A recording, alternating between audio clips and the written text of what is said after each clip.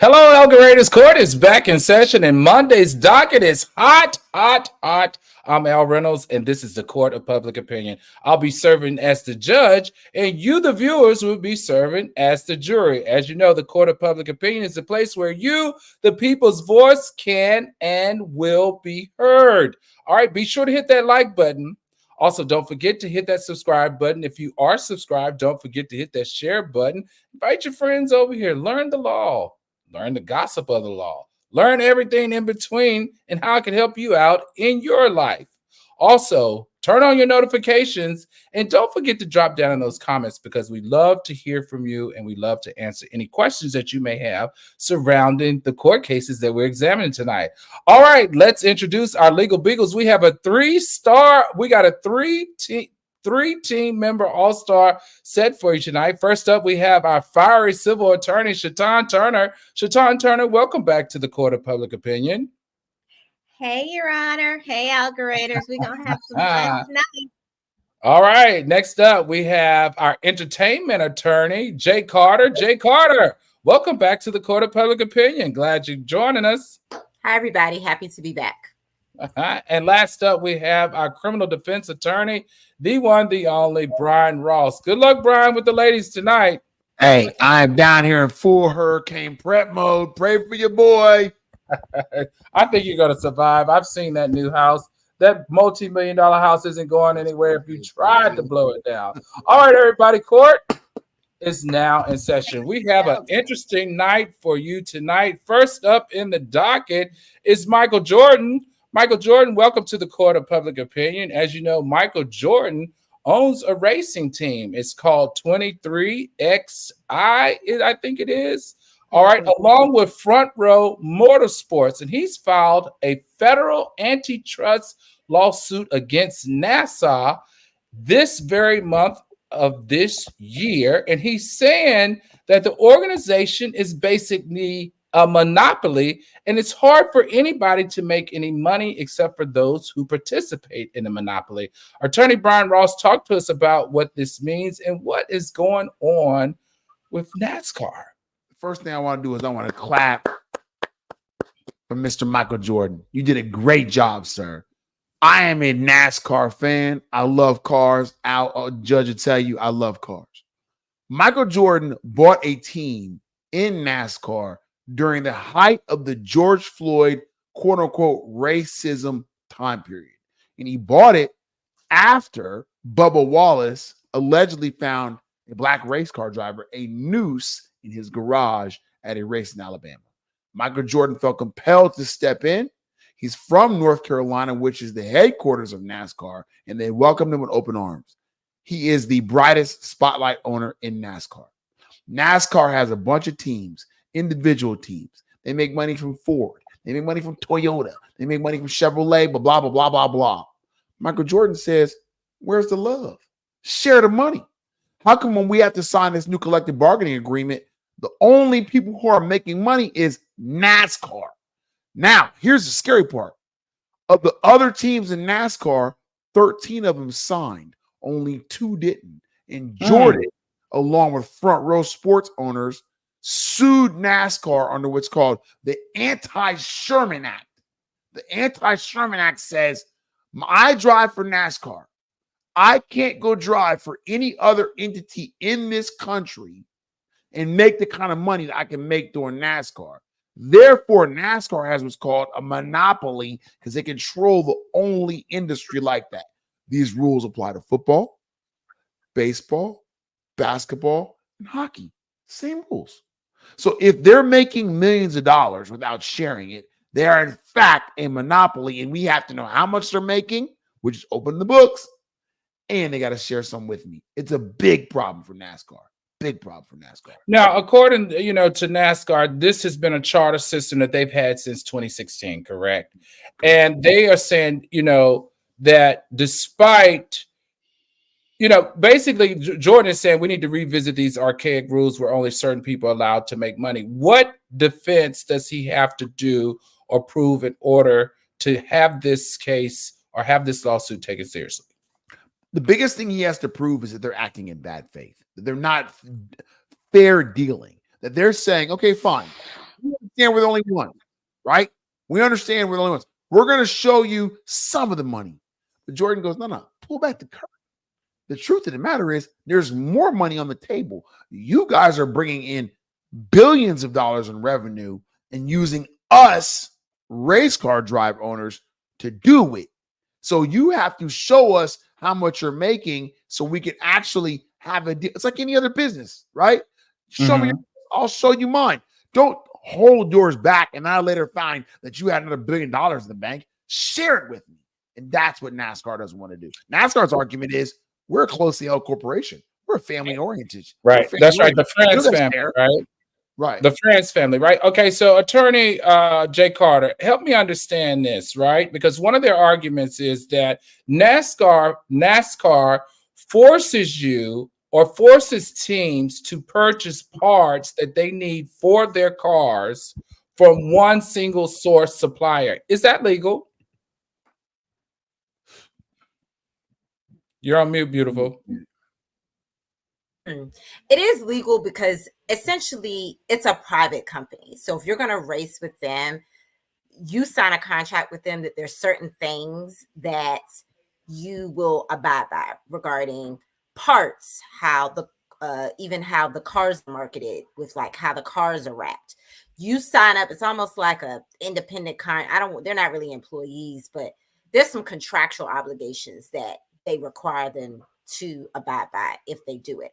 I think what's interesting about this, because I know some of the audience may be lost with antitrust and monopoly, but I'm sure everybody remembers when Sprint and T-Mobile were trying to merge, and Verizon said, essentially Sprint and T-Mobile were trying to merge, and they said that because they felt like Verizon had an unfair monopoly. And so that went through the Department of Justice for a really long time. I can't tell you who I was representing at the time, obviously, but I was involved in that monopoly merger, where there was a merger going on because they felt like Verizon was basically dominating everything. So again, you may not know about NASCAR, but just think about other companies that really dominate a space, because we're supposed to be the land of the free and the land of free capitalism and free competition. Right. So that is why this is related to this, because Michael Jordan is essentially saying that they have this unfair monopoly. So I actually think he has a pretty good case. So we shall see. I like it, Judge. And I like Miss Carter's analysis. I like that Jordan is continuing to blaze a path. No other owner really has his presence to do this. Right. So no one's gonna listen, right? No one's gonna listen.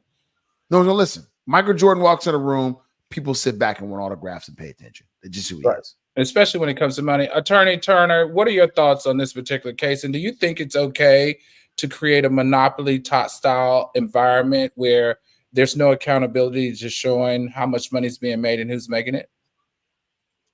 Well, that's a loaded question, Your Honor. Of course I support I support free trade, right? It's American. I think you bring up some interesting points, though. You have Michael Jordan's interest as an owner and his allegations about the purported monopoly that he thinks that NASCAR is involved in. But you brought up an interesting point about the supplier. And as Attorney Carter indicated, NASCAR can promote whatever supplier they want. However, if I was a supplier of similar goods, I would say that there's an unfair restraint of trade, because NASCAR is dictating the price and exerting its influence in the marketplace, as opposed to allowing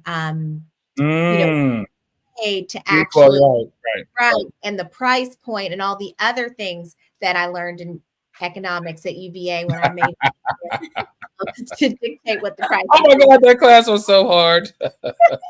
Shout out. I took that class as well. You have to take economics 201 and 202. You have to take both. You have to take a year of it. It was, and when I was there, we had to take an exam in economics in order to graduate. Right. Yeah, it was a whole thing. But the funny thing is, if you'd like a fun fact about my weird family, can I see your time, please? Thank you. So, fun fact about my weird family: I was an economics major. Then my sister was an economics major, and my brother was an economics major. For all the people who hate econ, apparently my family, we kind of love it. Makes perfect sense. Anyway, all right, attorney. All right, attorneys, great job in breaking down that Michael Jordan versus NASCAR. Next up, Garth Brooks. Welcome to the Court of Public Opinion. And oh my goodness, are you doing what Diddy is known for doing? All right, Garth Brooks, he's in the Court of Public Opinions because allegations made against him by his former hairstylist and makeup artist, and she's going by Jane Doe, are accusing him of rape, sexual assault, and sexual harassment. She said there were multiple accounts of misconduct, including rape, sexual assault, sexual abuse, all which occurred during her time throughout 2019. According to her lawsuit, Brooks subjected her to unwanted sexual advances like groping, explicit sexual remarks, and inappropriate behavior such as undressing in her presence and sending sexually explicit messages. One particularly disturbing claim involves Brooke allegedly forcing her to touch his erect genital after emerging from the shower naked. Now, legal beagles, you know, we don't stand for any type of sexual assault, any type of sexual abuse here, especially against women. However, I'm confused. Oh, really? So in her, I am confused. Hold on, let me get to No. I'm gonna let that go to the judge, but I want to clarify, as I've been saying for months on this show, that you only have me. If you are a man watching this show, I'm your only hope. Settle down, counselor. Please let me finish. All right, so this is my question, ladies. Ladies and my criminal defense attorney. This is the state of California. She's claiming rape, but he never physically raped her as far as penetration. So can someone break down the law as it relates to certain states where you can still be charged with rape without there being intercourse of some kind? Who would like to take this? Attorney Turner, would you like to take a stab at this? I can take it. And as we all know, rape is a very serious allegation. Sexual assault is very serious. But can I make a joke? Very inappropriate joke. But all I could think about the allegations against Garth Brooks is, you know, he told her he was going to take her hand to low places. Remember his song? Off the chain. That's a low blow. You know what? Seriously, I wish there was some way I could find you. You need to be fined for that horrible joke. But go ahead. I know.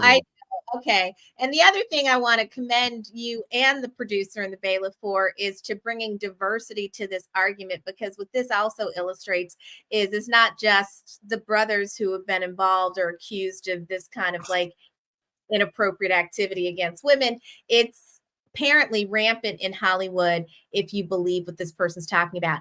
Now, you bring up a good point, because a lot of the algoriters probably believe if it doesn't penetrate, then it's not rape, right? And in California, rape actually encompasses a broader category of offenses. So, of course, it's unwanted, right? So you don't have to worry if you're on a date and everybody's with it that you're going to be accused of rape unless you drug her. You can't people who are impaired can't consent. Another thing I learned at UVA is that if the girl is drunk, you need to stay away, because in Virginia, it's a felony. Anyway, free advice for anybody in Virginia. But in California, rape includes sexual assault, groping, fondling, and other unwanted sexual conduct, even if there's no penetration. And so you want to make, well, first of all, just don't rape people. Don't touch people who don't want to be touched. And don't exert your power or authority over someone who works for you in a sexual manner.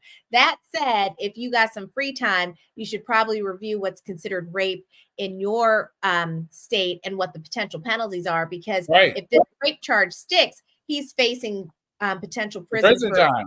Years. Right, yeah. right. Now, let me ask you this, Jay Carter, because I want to get your opinion, because as another female lawyer on the panel, what is going on?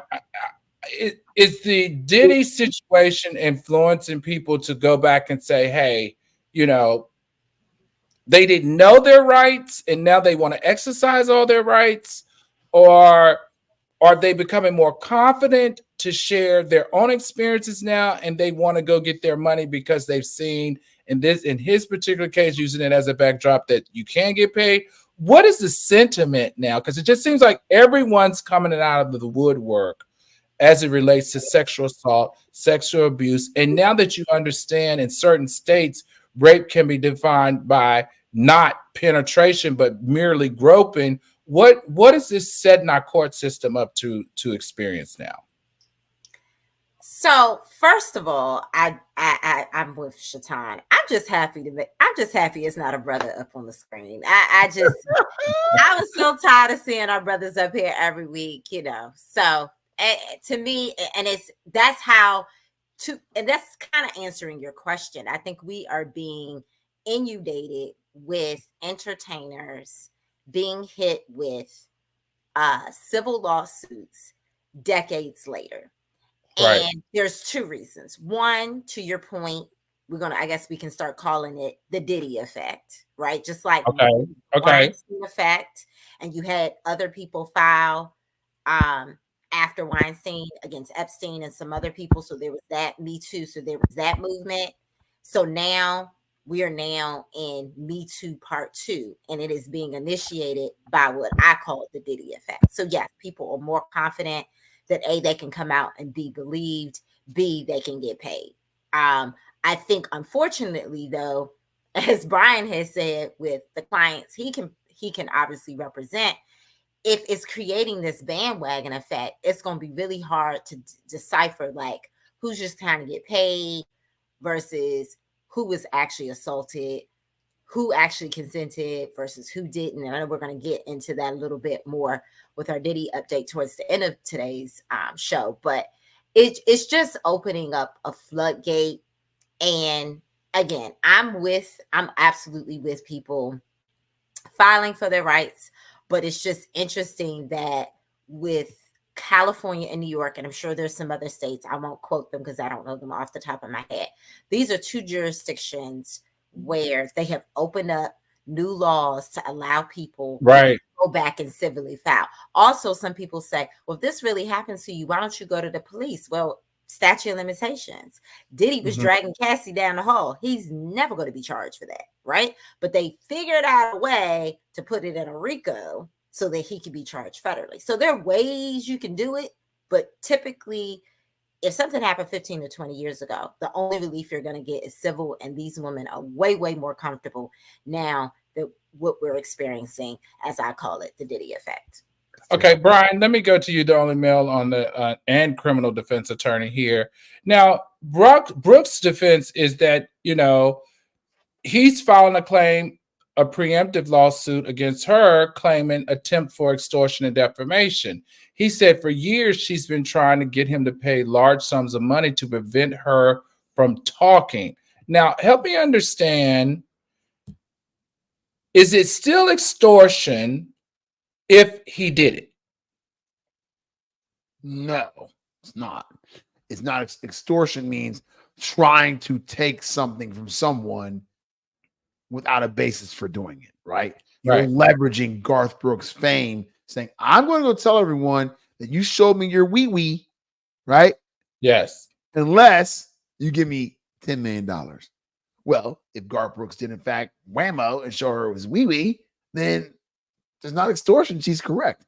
Extortion is a defense. In a way, he's filed it offensively, but extortion is a defense. He's saying she's trying to extort me. But the thing I have is, you were his wife's makeup artist, right? Trisha Yearwood is her own country singer. She got her own money. She got her own album. She's popular. She's older, but she's popular. If you were doing her hair and doing her makeup and at her house and had access to her house, and this went on more than once, why didn't you tell her? I'll tell you right now. You tell my wife I'll show you my wee. It's gonna be a problem. Hopefully you're not sharing your wee with the hair makeup artist. So wait a minute, help me understand, Brian. Are you saying that Jane Doe was not only Garth Brooks' makeup artist, but also his wife's makeup artist? She was his wife's makeup artist. She did glam for his wife. But I thought she did glam. No, she did glam for Garth Brooks, buddy. and his wife too. I'm telling you, look it up. The wife was Oh, so she did it for both of them. both of them. She was around. She did it both. So yeah, that's kind of weird. How can the wife not see this going on? This is especially if it happened on multiple occasions. And then she said he wants something about 3 something like that. Don't blame the wife. Yeah, don't blame the wife. Don't say that somehow Trisha was delinquent and responsible for him getting out the shower hard and taking that girl's hand to low places. It ain't her fault. We're not standing for it. Brian, love you. Stand down. Come up with something else other than pointing fingers at Trisha Yearwood for that dude's misgivings and bad judgment. Well, I wouldn't say that. Wait. No. If you're married to a guy that's doing stuff this repulsive, then you know who your husband is. I mean, right? If I can respond. Necessarily. Wives get surprised all of the time with fools. How is this possible? Because fools lie. That's why. Right, Jay Carter? Come on back. No, they don't right, Jay Carter. They don't right, Jay Carter. Unless you were there, you don't know what these fools are doing. Fools are paying for sex. Fools are assaulting people, apparently.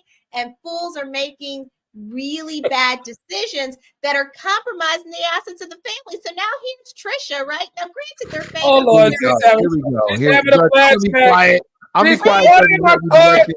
Attorney Turner, you cannot bring your personal flashbacks to the courtroom.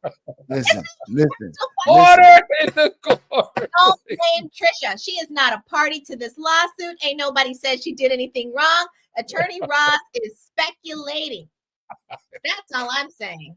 Woohoo. She did my wife's hair. She did my wife's makeup. She picked out my wife's clothes. She went downstairs and poured my wife a rum and coke. Your job is to be around. If I pull my out in front of you, you thinking, okay, once you was there. Oh, I'm sorry. Can you excuse me? It's happened. My wife got makeup artist. It happened. But she's alleging that the man used the R word on her. That's a big word. Yeah, that's really significant. That's very significant, Shaitan. That's a big word. You're going to know if the R word is circulating around our mansion in Southwest Texas, it's going to be known. It's going to be a situation. I think my wife at a bare minimum, my wife at a bare minimum is going to have, if she is a protectionist, is going to fire you. She's going to tell you, you got to go. That's it. I don't disagree. 100 million reasons for you to leave. Is that nobody's asserted that Trisha was a party or complicit in concealing this, and no one has said that Trisha did anything wrong. So I'm saying until I hear something that implicates Trisha, I'm not speculating on that. That's all I'm saying. All right, that's fair. That's fair. Okay, attorney. Order in my court, please. Or let's keep it going here. All right, everybody, we get fiery tonight here on Monday. Be sure to hit that like button if you're liking the show. Be sure to hit that subscribe button and the share button. Don't forget to turn on your notifications and get down in these comments because Shaitan Turner is fired up tonight. Next up, Kevin Hunter. Welcome back to the Court of Public Opinion. Kevin Hunter is challenging the final divorce judgment he received from Wendy Williams, claiming that she concealed a significant amount of money during their divorce proceedings. According to Hunter, he alleges that Williams hid $48 million by fraudulently representing her financial situation. Now, during their divorce in 2019, The Guardian reported that Williams' holding was only $7.3 million. However, in 2022, when they were trying to say that The Guardian was misusing Wendy Williams' funds, her best friend Regina provided an affidavit indicating that Williams had nearly $55 million in her account at one time. Wow, this is very interesting. So he is now suing. He wants the original divorce judgment to be vacated, and he wants to get his money.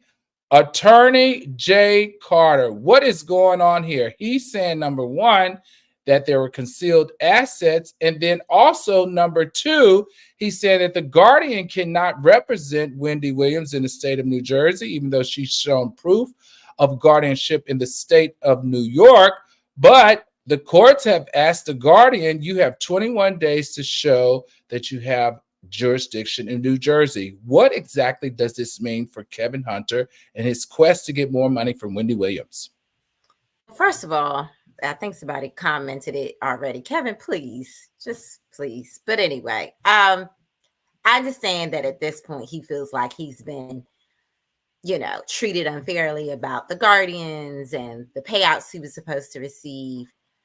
I'll answer your second question first. You have to be, to my knowledge, barred and licensed in the state that, you are a guardian in. So if I understand New York and New Jersey are close, but they're not the same states. So I think the guardian has to show that either she can temporarily waive in or there's some sort of reciprocity for her to have jurisdiction to be the guardian in this other state.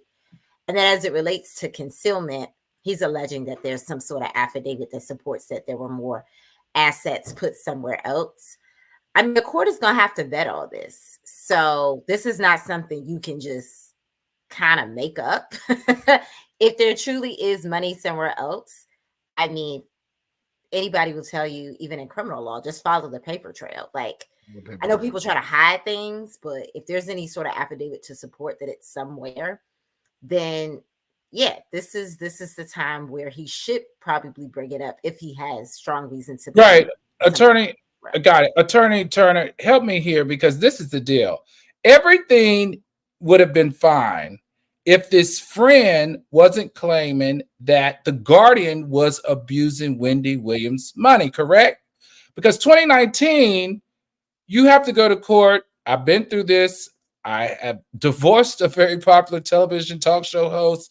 Everything is like, it's like going through an x-ray machine. You see everything, everybody's money, where the track of the money, where it came from, when it was paid, how it was paid, all of this. So for him to say, okay, at that time, she had $7 million to his knowledge. However, this best friend in the affidavit, tell me the importance of an affidavit, what an affidavit proves. This affidavit is saying that somewhere between 2019 and 2022, Wendy Williams all of a sudden had this money that she probably, she's saying was hidden in a mattress or somewhere else. It's all of a sudden back.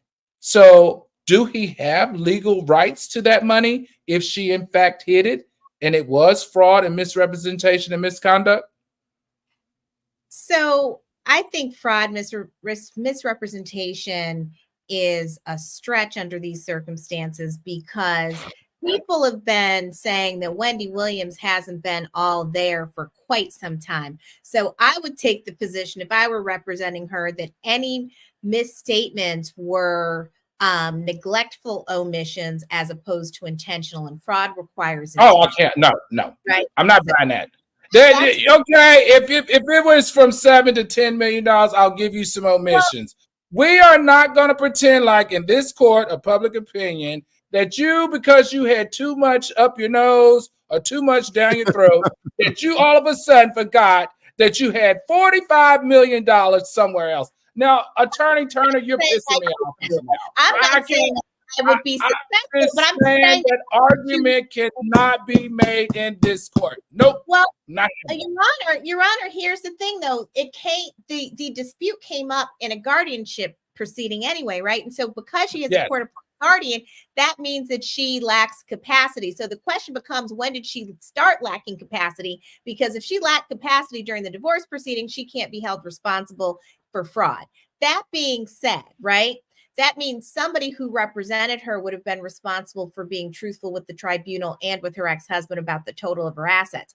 The challenge here, I think, is twofold. One, the math, right, is not in temporal proximity. So there were years between when he says he got the $7 million and when it was allegedly $55 million or whatever. The other question is, I'm not entirely sure who this friend is, what her qualifications were. Was she Wendy's accountant, right? How does she know how much money Wendy had? And the other thing is that the millions. Well, what does an affidavit? What does an affidavit show then? What's the importance of the affidavit? Why did she went and got the affidavit? Because she's saying my friend Wendy had 50 something million dollars under this new guardianship. All the money's gone. And I agree with Keisha M. Wendy should have never had just $7 million. She was on the show for how many seasons? 15 plus seasons, making double-digit millions. What happened that she only had $7 million? Like, that just doesn't sound right from jump. But the affidavit is important because it's a sworn statement. Right. I know you keep asking about it. It's important because it's a sworn statement. So if it is found out that this person's not telling the truth in the affidavit, perjury. You can go to jail for perjury. So this affidavit is important because it's sworn underneath the law. Again, I think they're going to have to vet this in some sort of court proceeding. But yeah, it's a sworn statement that Wendy, made these statements. Again, what condition she was in when she made these statements that she had the extra money is key, like Shatan said. Right. So this is my thing. Attorney Brian Ross. Hold on, Attorney Turner. Attorney Turner, please hold on. Brian Ross, help me here. I don't care what you think about Kevin Hunter. Wendy herself for years have said that this man kept her on the straight and narrow, negotiated all her deals, made sure that she got paid when she was supposed to get paid, made sure their enterprise grew to the level in which it became. If, in fact, I don't care what he did, making babies, cheating on her every year, I don't care about any of that. If that man helped her make $55 million and it was an account somewhere, and then during the divorce proceedings, the $55 million is now gone. There's only $7 million. However, after that, the court divorce proceedings are over. You then go to court because you're saying the guardian is doing some nicky, and this is an affidavit to prove the nicky because this is what she had. Is that man entitled to money? That's the only thing I want you to answer, Attorney Brian Ross. That man is entitled to money, and I don't care what Shatan Turner say. I'll fight her tonight. If we went to the table, and you put your cards on the table, and I put my cards on the table, and you said you had $7 million. I later find out you have $48 million more somewhere hidden in the mattress. I am entitled to vacate that order from the court because it was created based upon fraud. Okay? Right. Fraud. And listen, aggregator, there's two types of fraud. Fraud in the inducement and fraud in the factum. Fraud in the inducement is, hey, man, I got $1 billion. Buy this thing for me. Turns out the guy's got no money. He induced you into fraud. Fraud in the factum is, hey, look over here. I got $1 billion, but it's really not mine. In this case, it's fraud in the factum. She knew darn well she had $48 million hidden. She didn't want to pay him out. She got caught busted by her friend. She started drinking margaritas with Shatan Turner, random jibs, and now all of a sudden she mad at people filing affidavits. Not my problem. Cost the money up, baby. Baby, Baby, make it rain. Make it rain. Trying to clarify something, please. Clarification is what we need right now. No. I said no. Shatan Turner.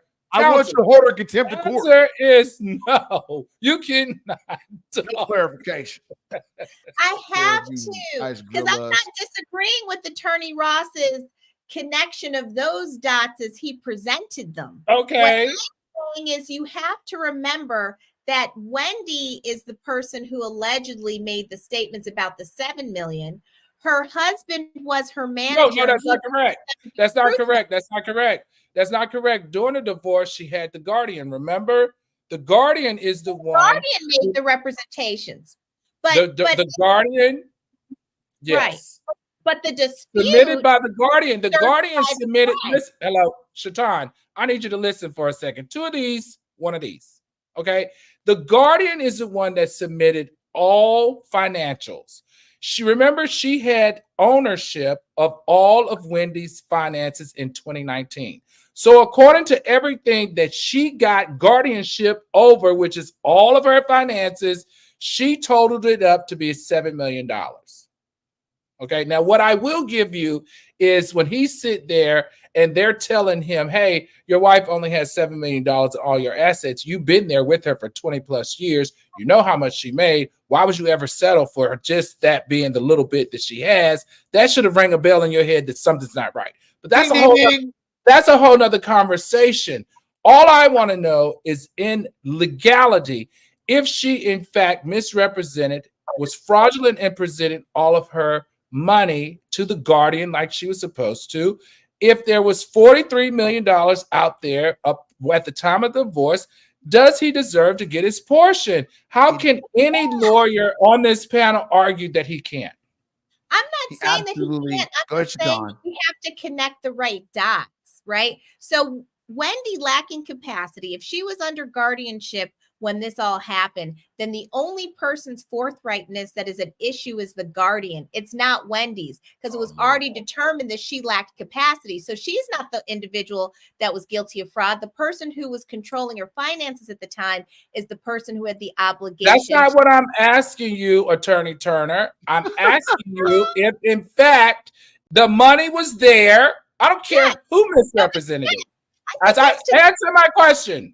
Yes, he would. Okay, did he deserve his money? He deserves his money if it was fraudulent in any way. The thing is that this friend who's saying she had this extra money, I'm not sure who this person is. That's all I'm saying. That person asserted that amount to dispute the guardianship's management of Wendy's fund. So someone needs to research if that is true. But yes. Okay, so let's go. So Keisha M says, good question, Keisha M. Wasn't she divorced before the guardianship was in place? She was still on air when she was divorced. So if you read the article, now this is just the article that we're reading in the case documents, right? So during the divorce in 2019, financial documents submitted by her guardian listed Williams Holdings as $7.3 million. That's what the guardian. So in order for the guardian to submit documents, the guardian had to be in guardianship. So unfortunately, maybe it got turned over before we knew. All right, let's keep it going. Good conversation. I love a good heated docket. I love a good heated.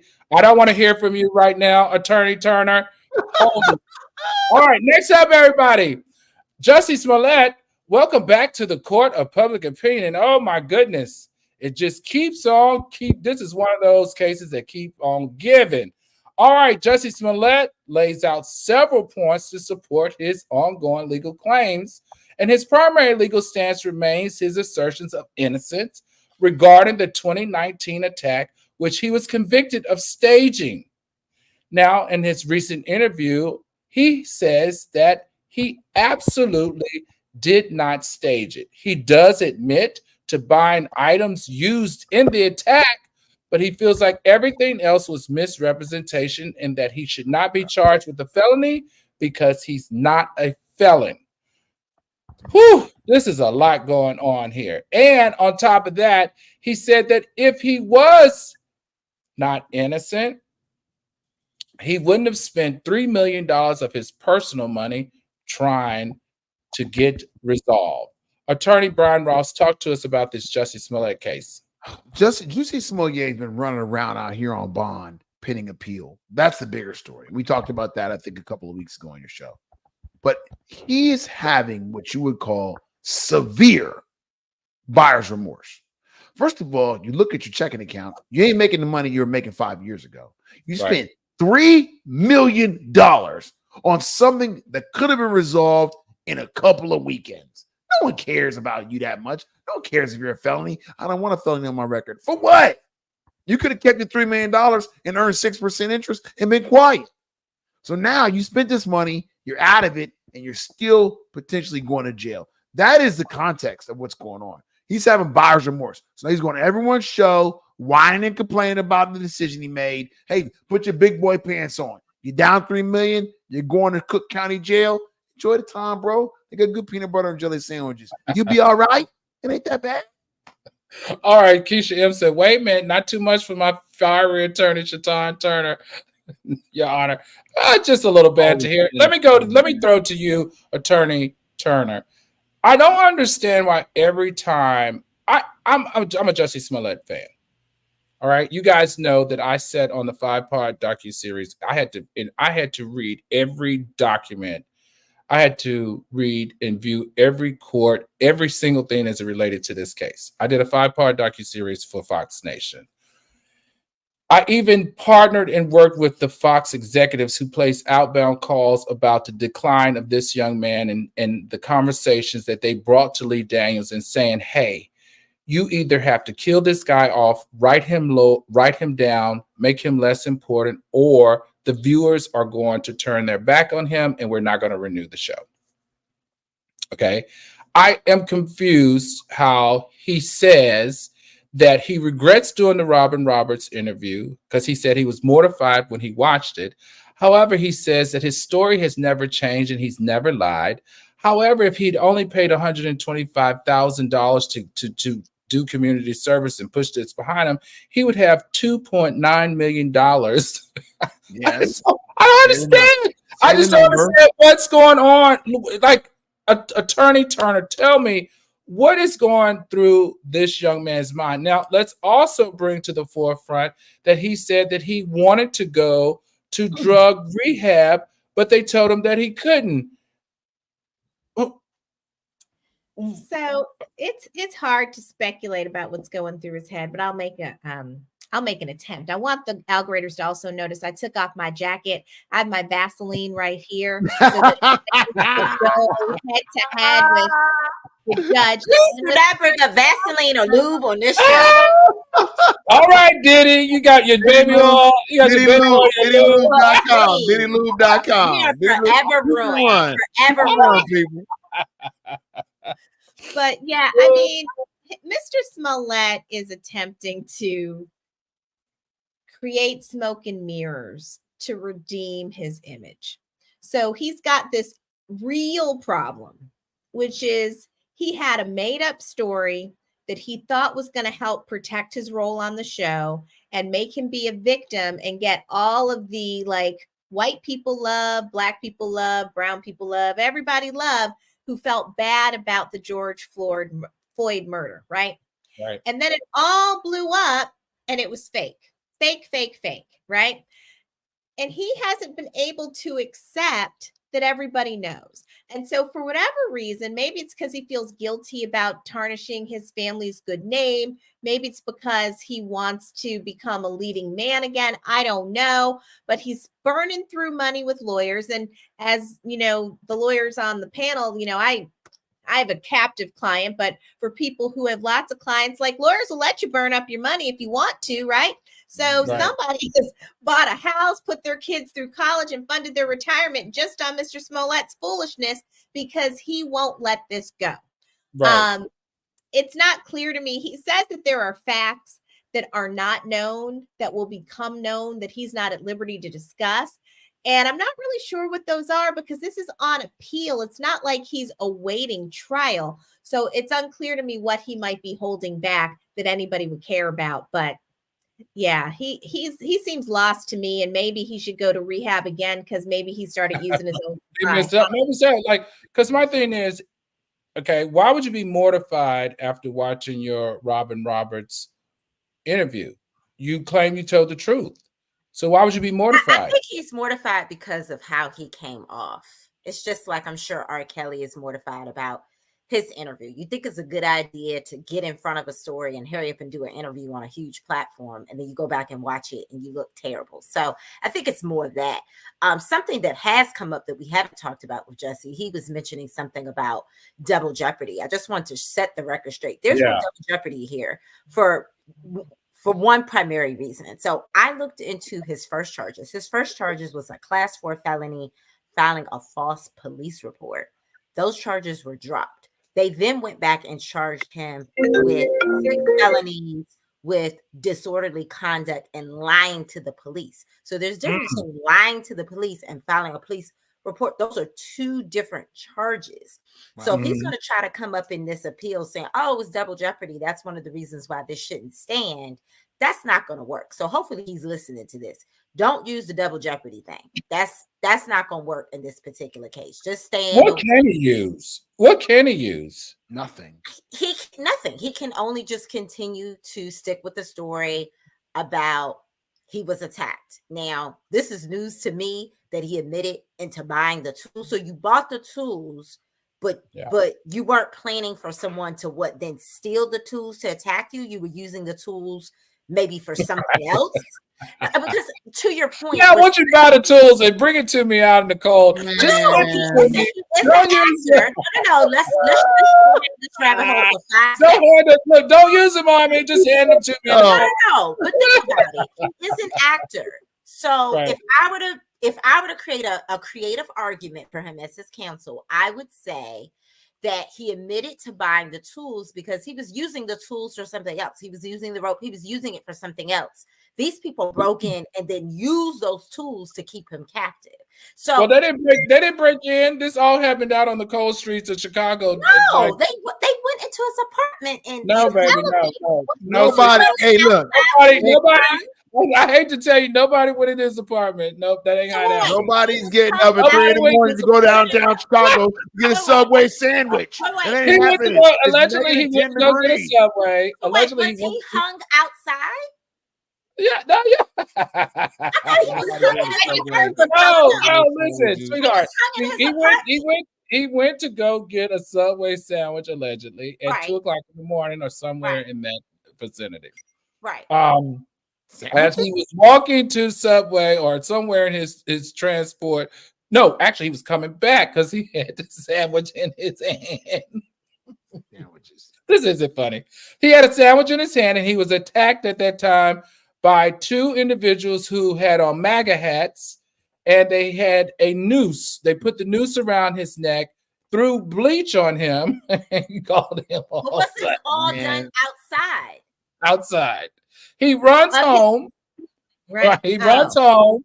They have footage of him coming back in with the sandwich in his hand after being attacked. Goes up to his apartment and he calls the police, and the police comes over, and he kept the noose on even until the police arrived. Okay. Now the funny part was the African brothers didn't know how to tie a noose, so he wasn't even correctly tied. And algorithm, I'm gonna do one better because, like I said, if you guys watch the documentary, and I recommend everyone to watch the documentary that I participated in, I really tried my best to understand what happened.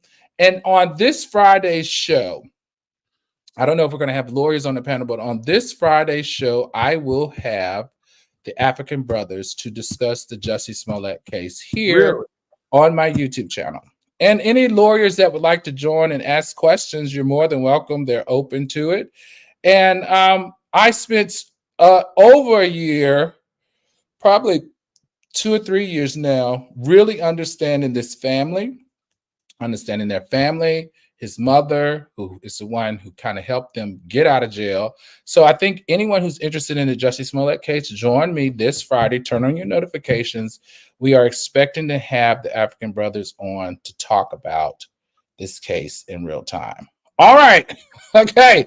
Woo, this is such a messy. Justice for juicy. Right. This is such a messy case.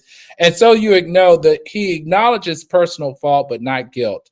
He admits that while he has taken responsibility for other actions, like buying items used in the attack, he denies orchestrating the incident itself.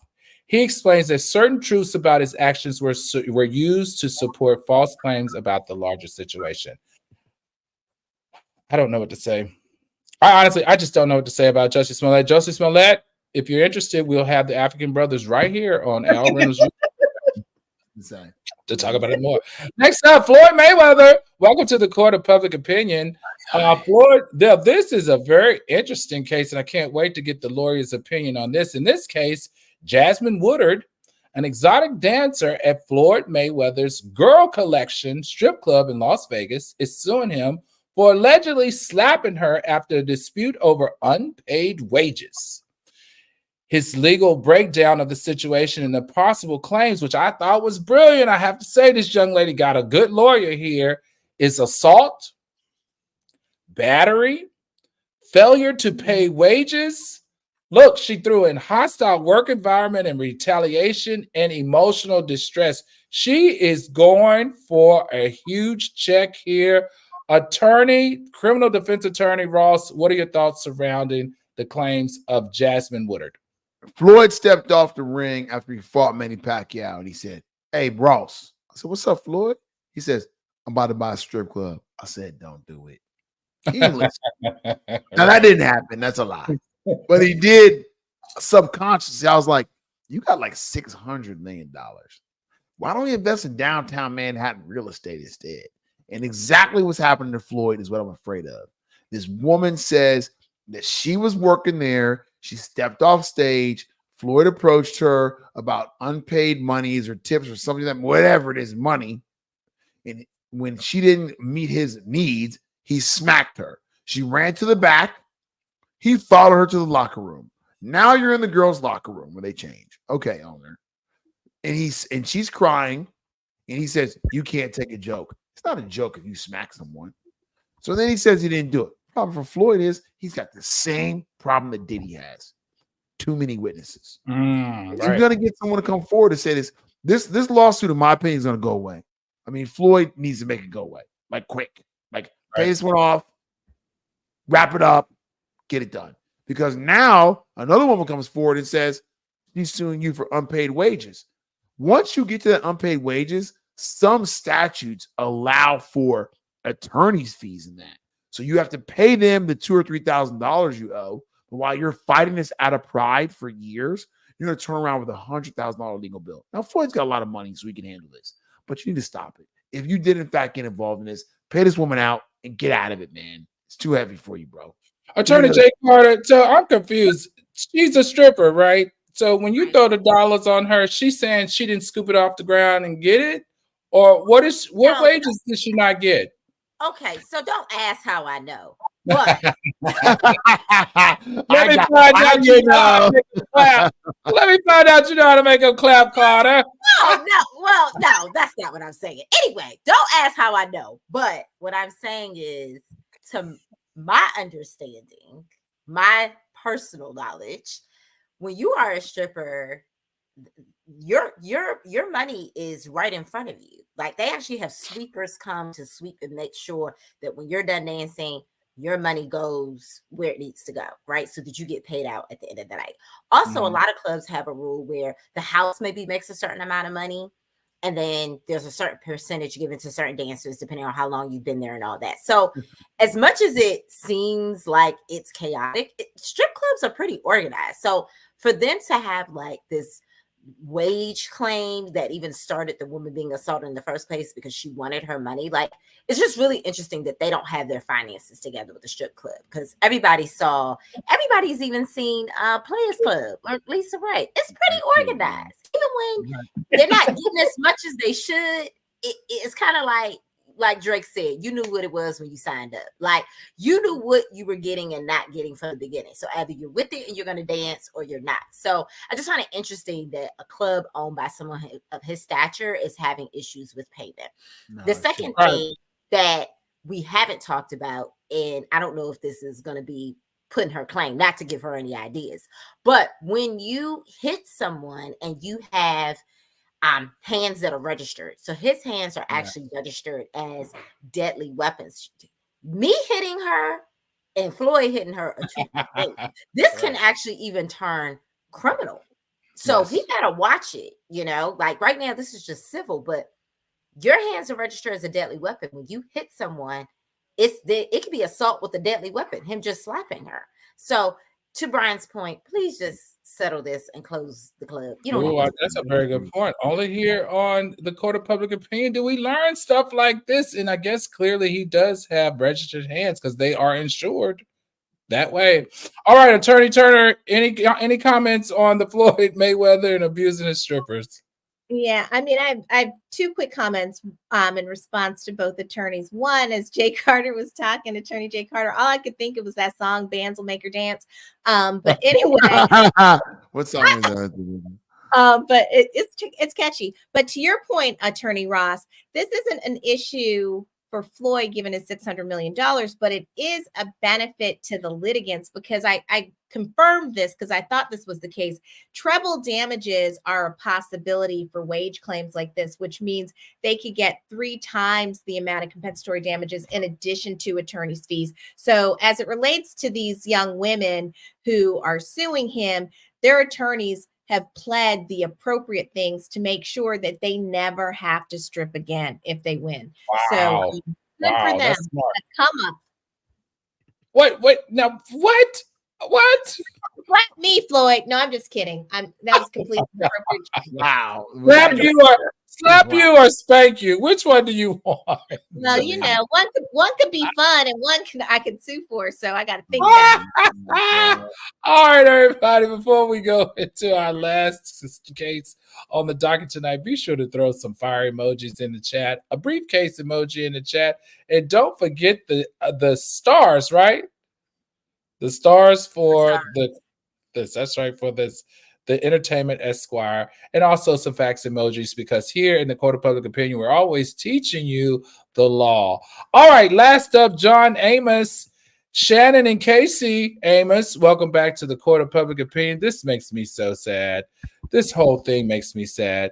All right, there is rumor that Casey Amos, who's the son and who had guardianship over John Amos, is up to something that just doesn't seem quite legal. Shannon is claiming that there was some type of change in the will or trust shortly before John Amos, America's dad, died. Attorney Shatan Turner talked to us about the complications surrounding A, elder care, B, will and trust during transition, and what is the significance of this claim made by Shannon, and why is she all of a sudden making these claims when she was the one that put the no contact rule order against KC? And so for the algorithms who don't know, KC could possibly argue that the reason why he didn't contact her in letting her know about her father's death is because she had a court order that he was not allowed to contact her. Wow. All right, so this has so many moving parts. Attorney Shatan Turner, please help us understand all of this.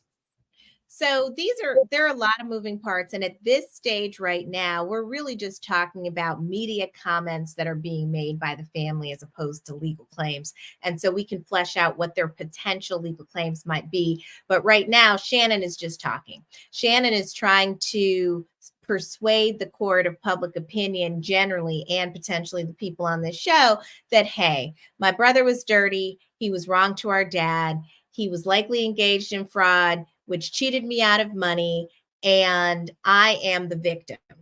And the evidence from that she's trying to assert is, I told y'all he was abusing him in life. I also didn't know my father was dead for, over a month. What's up with that? And, oh, by the way, there's this other person who I think may have represented herself as me at the hospital. So it's a lot to unpack. So during Mr. Amos's life, there were dueling elder abuse claims. The sister claimed that her brother was abusing her, and Mr. Amos claimed that the sister was abusing him. And so it was all complicated. The California Elder Abuse Office will have evidence for that, and they'll see whether it's relevant. Since she's making these claims again, they likely have an opened and closed case. And so I think it's interesting that they have not been interviewed yet, but that's probably part of the process, and they're keeping it confidential right now. But it's not just like people can say these things and they go nowhere. The other thing that she has, it's curious to me, but it seems like what's in the paper addresses his concern, is he had 2 children. Generally speaking, decision-making authority, which includes withdrawing life support in California, would include notifying both of the children since he was unmarried, right? Because there's a hierarchy of decision makers, and siblings are on the same level. And so they both would have equal decision-making authority. And the hospital didn't contact her, right? That's curious because it was known that he had 2 children. But there's this other woman who apparently felt like Mr. Amos was, I have to call him Mr. Amos because, grew up watching Good Times. I can't just go around calling him John, right? Or I could call him Daddy like they did on Good Times. But anyway, the publicist was his publicist for 30 years. She says that she felt as if that was her father, that she called him dad, and apparently she did it all the time. And so Shannon is alleging that this publicist may have been at the hospital. The hospital got confused, thought that his 2 children were there, and that's why he was allowed to die without her being notified. And then he was cremated by her brother. All seems a little neat and tidy when you know that your sister is suspicious and thinks you're abusing your dad, right? But the death certificate only indicated heart failure, I believe, as the cause of death and didn't list any other comorbidities or any other concerns. And so that does negate some of this, or at least it's a helpful data point for the brother to say, look, he was in the hospital. It's not like he died at home and I cremated him. He died in a hospital. And if there was any physical evidence that he was being abused, that would have been documented in the death certificate. And so please go away, Shannon. There's nothing to see here. And I know Attorney Jay Carter has a lot of comments about the difference between a will and a trust and what may have happened from an impropriety perspective. And so I'll let her take that point. Yeah, so I agree with everything Shatan is saying as it relates to a will and trust. So as she mentioned before, it is just speculation what is happening here, right? With the will versus this potential trust. We don't know yet. And to be honest with you, it'll just be like Prince and a couple of other artists. If there's a trust, we will never know. Never know. Right. We'll never know because it's public. But what I think is interesting, she's already gone on this media tour, including TMZ, to state that there was a will, at least at one point, that was changed without her permission. And she made her brother, again, allegedly sign something saying that any future changes, she would be notified. So there was a will at some point. Now, was there something that revoked that will after that data point of them discussing no changes were to be made without each of the siblings' consent? I don't know. I don't know if anything happened, but at some point he had a will, according to her. Because okay, so this is my question, Attorney Brian Ross. There was a will. Yes. He said that he will notify her if there's another change. He had to sign something, but then a court order comes that she initiated and says, don't contact me, don't come near me, don't talk to me, don't call me, don't text me, don't email me. So was he wrong for not letting her know? He has a court order that he has no contact with her. Contact can go through various parties. So you don't have to communicate directly to your own cell phone. You don't have to pick up the phone and call them. You don't have to go to their house. You have to mail them. You have attorneys. You have people who can work through those conversations with you. There's ways to communicate around that. You see this sometimes in domestic violence cases, right? The husband and wife had a fight. Someone's in jail. I don't want them to call me. Don't talk to me. Fine. I speak to their lawyer speaks to me. We resolve the problems through intermediaries. That could happen. Seems to me, now again, this is out of my field of law, but it seems to me there's a little something funky here. It's a little funky, like dirty play. Why? It's a step one. We're supposed to have a will. I'll tell you about anything. All of a sudden, there's a no contact order. What's happening here? Why? What's going on with my dad? What's the truth? And that's what's going to come out. Really, what's going to come out. Follow the money. This is about money. And here's all right, everybody.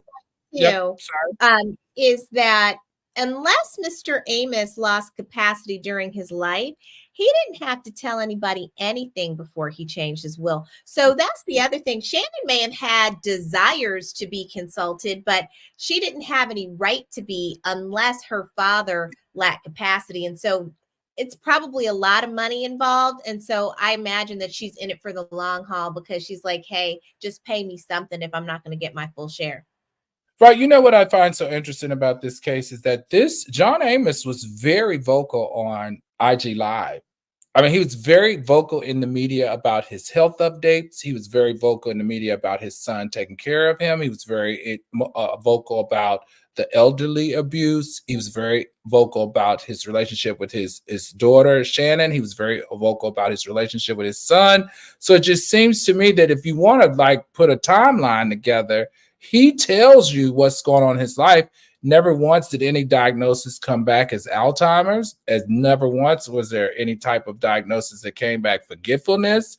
I mean, so this is going to be a pretty uphill battle for Shannon. All right, everybody, this is the time of the show where we go to your questions. I see we have a few questions here that we want to make sure we get to tonight before we go into our verdicts. First up, Danielle Cameron. So many questions with the Garth Brooks situation. Where was the makeup artist while he was getting erect? Oh, my God.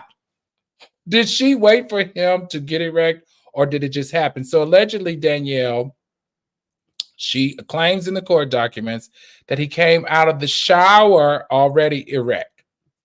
And that's when he wanted someone to help him out a little bit. All right, Jeanette Hunter. Jeanette Hunter. Didn't he cheat on his first wife with Trisha? I don't know. I think objection relevance. Objection relevance. Okay. Okay. Relevant. Janet's got a good memory, and I think that is what happened. I mean, it's not just positive on this case, but I think Janet mentioned it. So Todd's not letting that one down. All right, next up, Danielle Cameron says, I'm sorry, but doesn't Michael Jordan invest in private prisons? How is it able to now act like he's about anyone but himself? Well, all right. Danielle Carmen's next question is, how do you cheat on Wendy, have a whole baby, and then ask for more money? Why, sir, do you think you deserve more? Well, listen, I got to tell you, he helped build that empire for over 2 decades. So that's why he deserves his money. If you hid it from him, he deserves it. I mean, we might not like him, but that's the law, right? All right, Rudy Huxtable. Hey, Rudy. Why would her bestie divulge that info? I think it's so interesting because it was a sworn affidavit. So I'll let the lawyers answer that. But this is in my opinion. Remember, they were saying at the Guardian because her assets were frozen at Wells Fargo and she couldn't get to her money. The friend was simply saying that it does not make any sense. Where is her money? She had $45 million. What happened to that? And I think in the quest of trying to handle one situation, she exposed another. Does anybody want to talk on that? Well, that's why I was saying it depends on what dots we're trying to connect on whether or not this is true, right? So the friend, she signed an affidavit with facts that she believed to be true. You can sign affidavits with facts you believe to be true that turn out not to be true when you were not lying. So I'm curious to find out how she had that authority, but you're right. Her desire in those subsequent legal proceedings was to prove fraud and misappropriation of funds on the part of the Guardian, and she was not thinking about other legal actions. Right. Of what it would expose. So interesting. Abby NYC, the MM family, is it legal to pay people in pennies? It's absolutely legal. I'm gonna tell you right now, as your lawyer, you want to show up with $10,000 in pennies, we'll still do the deal. Yeah, funny story. I actually paid someone in pennies before. I actually did that just to be petty. I did do that. But Jay Carter, would you take him? Somebody buy vodka in pennies one day when the you did what? I paid someone in pennies. I think it was only a couple of $100. It was like a landlord-tenant dispute with an old roommate. So I was like, oh, so you want to be petty about certain things? That's fine. I'll give it to you. But I gave it to her in pennies. So yes, you can pay people in pennies. So she had like what, 100 pounds of pennies? It was ridiculous, but I love that. What were you saying, Shaitan? Y'all are some petty attorneys. I was at the liquor store one day when it opened, not because I have a problem, but I was having a party. And I realized the people who were there when the liquor store opened, like waiting for them, were not my people, and I should not be there at that time. But apparently you can get a gallon of Nikolai vodka. I don't know if you've ever seen it. And there was this man who was counting his pennies out so he could get his vodka. And he seemed to really need that vodka. Oh, wow. And so I decided I would wait till midday to go to the liquor store after that.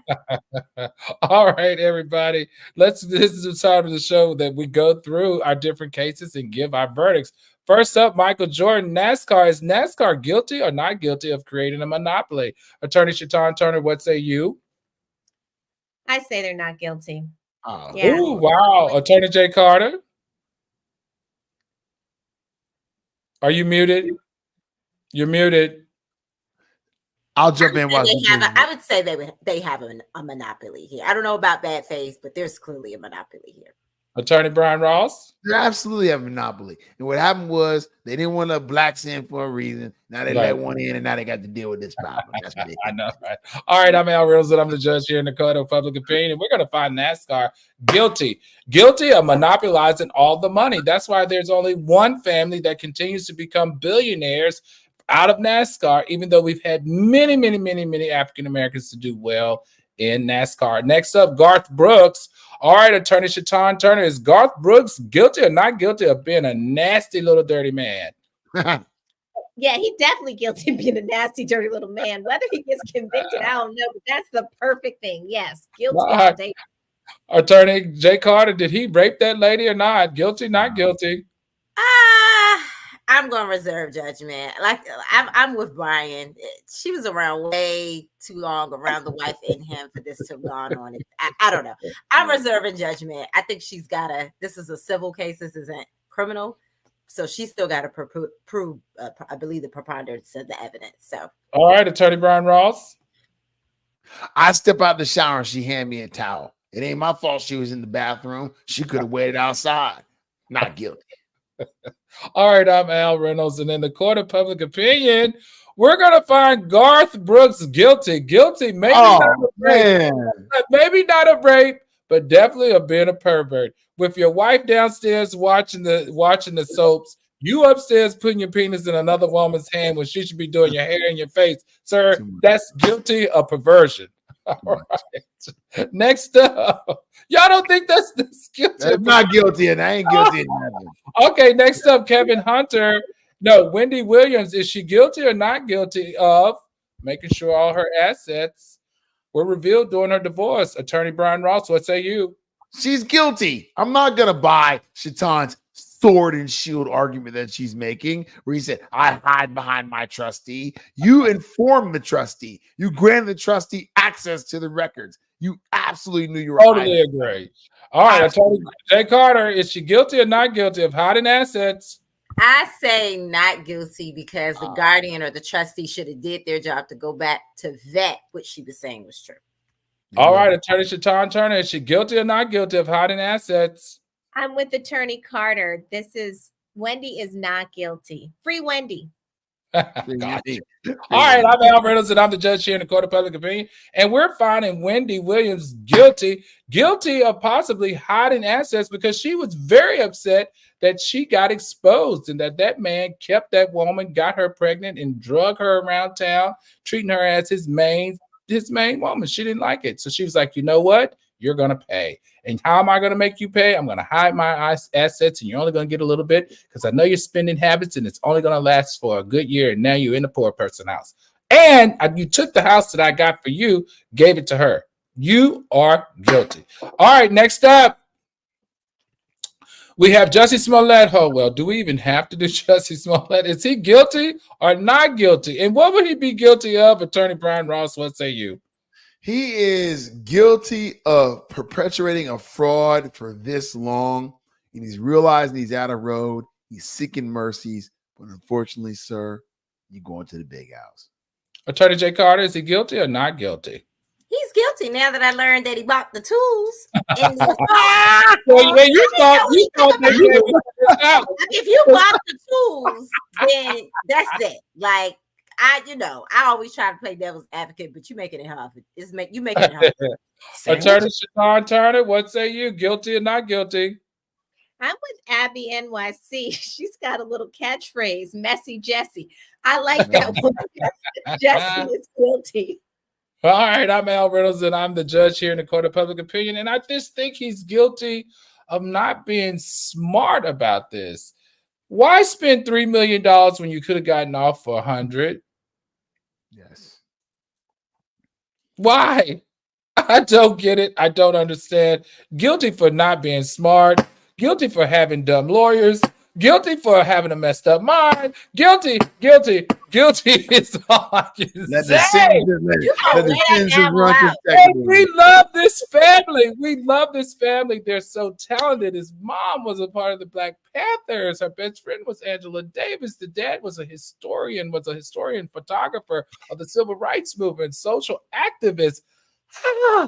Come on, Jesse. Let's turn the page and get back on track. Go not only to rehab, but go to therapy, please. Right? He's so talented too. All right, Floyd Mayweather, is he guilty or not guilty? Attorney Ross? He's guilty. Yeah, Attorney Jay Carter. Yeah, he's guilty. He slapped her. Yeah, Attorney Shatan Turner. Remember this is the second Floyd case we've discussed in like 2 weeks because he was stealing jewelry. So, granted, that's not relevant, but I'm just saying Floyd is guilty, and we might have to add him to the Diddy stamp. You don't want to go there. We don't want to go there. All right, I'm Alan. I'm the judge here in the court of public opinion. And Floyd, you're my boy. Oh, geez. Back in the day, I used to be on his financial advisement team. Always respected him. Loved his hustle. This man has overcome so much. Please, Floyd, you have registered hands. You can't go around slapping women. In this case, if you did it, you're guilty. Guilty as charged. All right, last up is Shannon and Casey. I don't even know who we're going to say is guilty or not guilty, but what is Casey Amos guilty of anything so far? Let's just say so far of what we know about this case, Attorney Brian Ross. Casey's the son. Is he guilty of anything that we know of so far? Not yet. Let's see where it goes because we haven't had access to the trust if one exists. Right. All right. So we're going to say not guilty. Attorney Jay Carter. He's guilty to the extent he should have had some representative, like Brian said. Representatives can talk to representatives and not be in violation of a no contact order. So he is guilty for not letting his sister know that the father passed. All right. Well, he did let her know. You mean just not within? Well, directly when he died. She didn't go to the funeral. She didn't oversee the cremation. So he's guilty for not letting her know as soon as it happened. Right. Representative. All right, Attorney Ross. Attorney Shatan Turner. Is he guilty or not guilty? Yeah, he's guilty. It's sad, but I think that he's guilty for what Jay Carter indicated. That lapse in time was cruel. All right, I'm Al, and this is I'm the judge here in the court of public opinion. And I'm gonna find Casey Amos not guilty. Not guilty because we don't know yet. We don't know yet. Now, is it wrong? Yes. Is it illegal? No, it's not. All right, everybody, that concludes tonight's show of Court of Public Opinion. Be sure to hit that like button. Also, be sure to hit that subscribe button. If you are subscribed, be sure to hit the share button. Don't forget to turn on your notifications because we're going to have the African brothers from the Justice Smollett case right here in the Court of Public Opinion on Friday. Also, thank you for jumping in the comments and sharing with us all your different questions and your concerns and your insight. Everyone have a great night. Court is now adjourned.